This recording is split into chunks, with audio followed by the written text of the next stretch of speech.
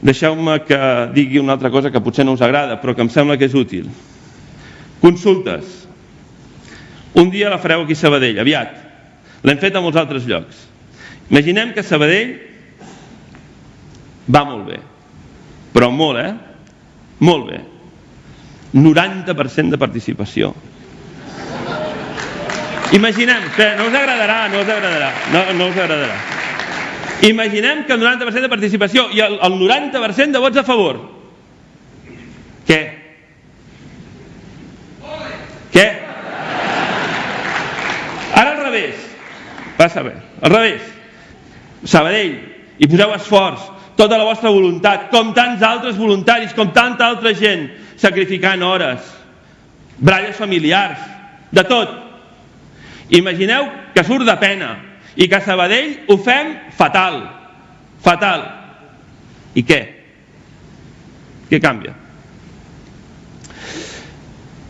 Sé dolent, això que acabo de fer. Però hi ha una cosa molt important. Ens entrenem. Ens estem entrenant. Perquè el pas definitiu és un pas que no serà necessàriament fàcil. Nosaltres no tenim estat. Fa 3 segles que no tenim estat. Els nostres rivals sí que el tenen.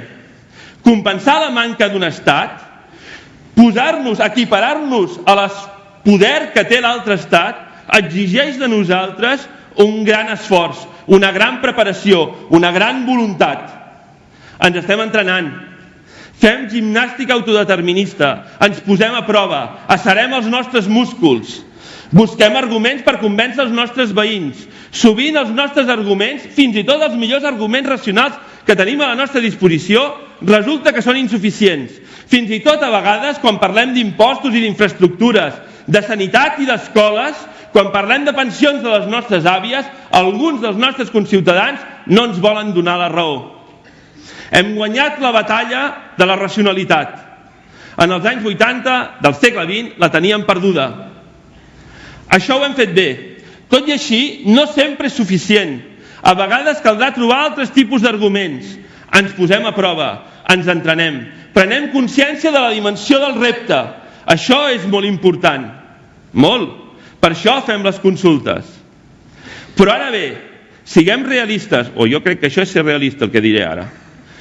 Quan això vagi en sèrio, quan això vagi de veres, quan en lloc de consultes que si surten molt bé o surten molt malament tampoc no canvia tant, quan en canvi estiguem davant d'un referèndum vinculant, què farà l'Estat? L'altre Estat, el que sí que existeix ara.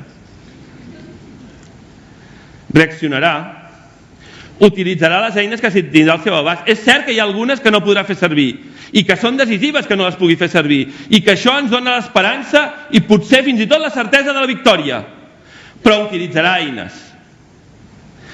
I què farà? El mateix que ha fet sempre, en la mesura del possible, i que faria qualsevol altre estat en les mateixes circumstàncies. Farà, i perdoneu-me, alguna cosa així com 1. I quan faci 1, molts de nosaltres ens espantarem. Perquè a vegades ens espantem abans que ens facin por. I ens ha passat moltes vegades, i per tant és probable que ens torni a passar en el futur. I quan vagi de veres, i quan estiguem a punt de la victòria, l'Estat ens comprarà. O almenys ho intentarà. I dirà, home, si és un problema d'impostos, no? Mira, a partir d'ara només us robarem la meitat del que us hem robat fins ara.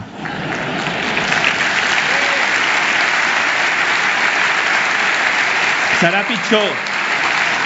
I llavors ens diran, bueno, home, i si amb això no n'hi ha prou, si és un problema d'infraestructures, mira, us donem Reus i Girona i suprimim el peatge de Mollet.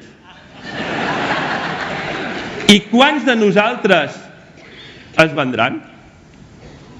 Doncs alguns. Perquè alguns de nosaltres ens venem fins i tot abans que ens comprin.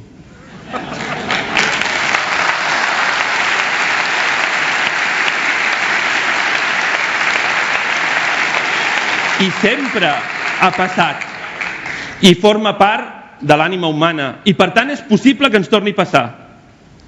Què ens vacuna contra això, si és que alguna cosa ens pot vacunar?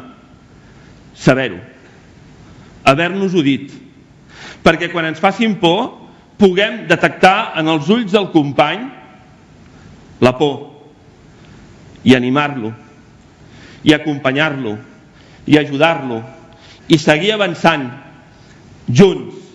I quan veiem que algú dels nostres està disposat a vendre'ls, renyar-lo i dir-li, home, però pel poc que falta fins a tenir-ho tot, ara ens vendrem per aquest poc, perquè per molt que ens dongui sempre serà poc comparat amb allò que renunciarem a tenir si renunciem a la llibertat.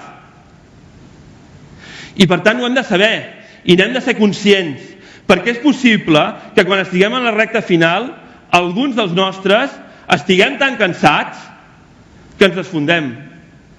Alguns segur que no hi arribarem. Per llei de vida. Molts dels nostres ja no ho veuran mai. A nosaltres ens correspon intentar aconseguir-ho el més aviat possible, perquè ho vegin el màxim número d'ulls possibles dels nostres, perquè quan detectem la por en els ulls dels nostres puguem encomanar-los-hi coratge, perquè no volem veure la derrota en els ulls dels nostres com tantes vegades hem hagut de veure.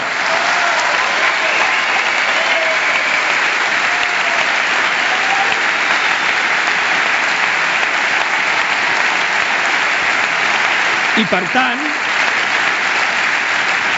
per tant, ens hi hem d'ajudar i ens hem de rellevar els uns als altres i hem de ser exigents i generosos i compromesos i quan una fluixa l'altre ha de reprendre el relleu i el que faci falta. Hem d'estar junts, hem de construir discurs. Aquest discurs ha de ser suficient per convèncer els nostres conciutadans de que també els hi convé ser els nostres compatriotes. Hem de construir una majoria social, hem de guanyar i hem de tenir clar, perquè alguna vegada no ho hem tingut clar, alguna vegada, quan les circumstàncies eren favorables i l'estat espanyol s'enfonsava, nosaltres hem sortit a salvar-lo, i això també és veritat, i per tant nosaltres ho hem de tenir clar, hem d'estar preparats, perquè quan sigui possible hem de tenir clar que la independència no es demana, no es pacta, es proclama i es defensa.